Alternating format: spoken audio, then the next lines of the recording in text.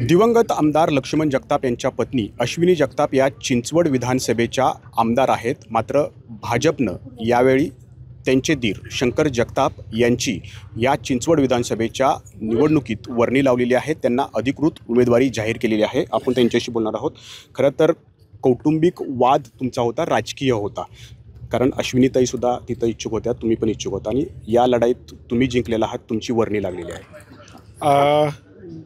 राजकीय वाद पण नव्हता आणि कौटुंबिक पण वाद नव्हता. आम्ही सर्व एकत्र कुटुंब आहे. कालही होतो, आजही आणि उद्याही असणार आहे. आणि जर उमेदवारी निश्चिताच्या बाबत बोलायचं झालं तर मी मनापासून खूप खूप आभार मानतो भारतीय जनता पार्टीचे आमचे सर्व वरिष्ठ नेते.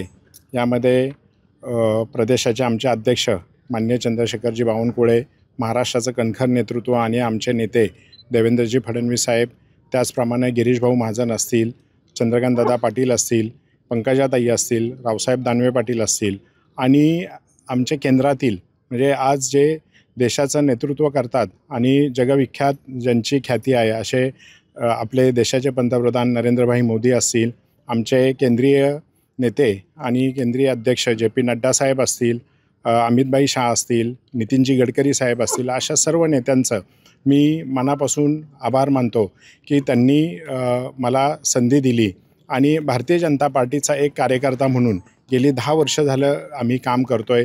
माझ्यासारखे अनेक बाकीचे कार्यकर्ते इच्छुक होते, पण भारतीय जनता पार्टी ही लोकशाहीला मानणारा पक्ष आहे आणि लोकशाहीच्या या संघटनात्मक कामामध्ये जे जे इच्छुक उमेदवार होते त्या सर्वांच्या मध्ये माझी निवड केली, त्याबद्दल मी त्यांचं मनापासून आभार मानतो. खरं तर ताई, तुम्ही म्हणाला होतात की तुम्ही इच्छुक आहात आणि तुम्ही तशी मागणीसुद्धा पक्षाकडे या ठिकाणी केलेली होती. आता तुमची भूमिका काय असणार आहे, कारण तुमचे दीर शंकर जगताप यांना उमेदवारी जाहीर झाली? घरातच तिकीट मिळाल्यामुळं घरातच आता प्रचार करायचा, पहिला सुरुवात करायचा. त्यामुळे असं काही हे वाटत नाही आहे की मला नाही दिलं आणि शंकर शेटला दिलं, असं ह्याच्याबद्दल कधीच कुठला वाद नव्हता. खरं तर तुम्ही स्वतःच या ठिकाणी मागणी केली होती पक्षाकडं, देवेंद्र फडणवीस असतील, चंद्रशेखर बावनकुळे यांच्याकडं?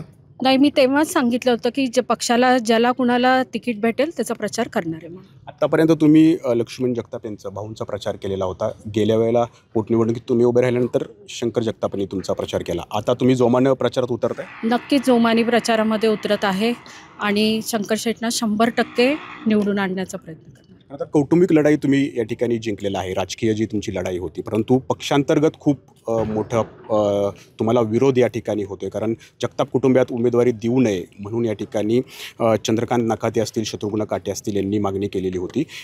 ती लढाई आता तुम्ही कशी जिंकणार, कारण तो नाराजी नाट्य तुम्हाला संपवावं लागेल? निश्चितच पक्ष म्हटलं आणि लोकशाही म्हटलं की प्रत्येकाला हे लोकशाहीमध्ये स्वातंत्र्य आहे की उमेदवारी मागण्याच्या बाबत. आणि जे कोणी आमचे कार्यकर्ते उमेदवारी मागत होते तर निश्चितच प्रत्येकजण, म्हणजे मी त्यावेळेस तुम्ही पाहिलं असेल की 2023मध्ये पोटनिवडणूक होत असताना मी इच्छुक होतो, पण त्यावेळेस माननीय आमच्या वहिनी यांना उमेदवारी दिली. त्यानंतर आम्ही सगळ्यांनी परत जोमाने काम केलं. त्याही वेळेस चंद्रकांत नकाते हेही इच्छुक होते. त्यांनी त्यावेळेस पक्षाचा आदेश सरसिंधान मानून, आमचा भारतीय जनता पार्टीचा कार्यकर्ता हा पक्ष आदेश मानतो आणि पक्षाचा आदेश आल्यानंतर आमचे सर्व कार्यकर्ते हे जोमाने काम करणार आहेत. खरं तर महायुतीतनं बंडखोरी होण्याची शक्यता आहे, कारण अजित पवार गटाचे नाना काटे यांनी सांगितलं की काहीही झालं तरी मी निवडणूक लढणार आहे. निश्चितच महायुतीमध्ये बंडखोरी होणार नाही, कारण महायुतीचे आमचे कणखर जे नेते आहेत, माननीय मुख्यमंत्री शिंदेसाहेब असतील किंवा उपमुख्यमंत्री आमचे अजितदादा असतील किंवा आमचे नेते फडणवीस साहेब असतील, हे तिघांनी ठरवून जो मतदारसंघ ज्या पक्षाकडे होता किंवा ज्या मतदारसंघामध्ये ज्या पक्षाचा आमदार आहे त्याच पक्षाला ती जागा सुटली जाणार, हे पहिल्यापासूनचं हे कॅल्क्युलेशन होते किंवा आमचे ते आराखडे होते. त्यामुळे येणाऱ्या काळामध्ये निश्चितच आमचे हे तिन्ही नेते हे सर्व प्रमुख इच्छुकांना एकत्रित घेऊन पुढे काम करतील. तुमचा सामना कुणाशी होईल असं वाटते तुम्हाला? महाविकास आघाडीच्या बद्दल आहे, आता पाहूया कुणाबरोबर होतोय तो.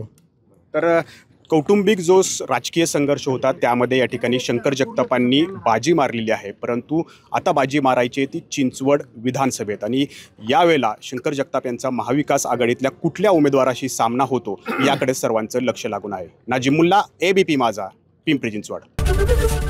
ABP माझा, उघडा डोळे बघा नीट.